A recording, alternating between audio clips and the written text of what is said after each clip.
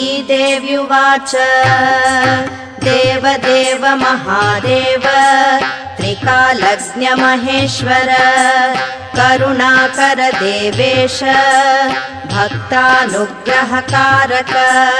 अष्टोत्तरशतं लक्ष्म्याः श्रोतुमिच्छामि तत्त्वतः।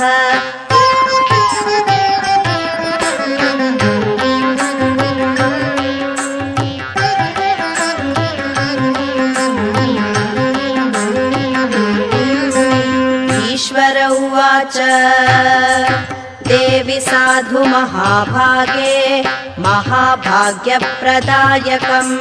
सर्वैश्वर्यकरं पुण्यं सर्वपापप्रणाशनं सर्वदारिद्र्यशमनं श्रवणात् भुक्तिमुक्तिदं राज्यवश्यकरं दिव्यं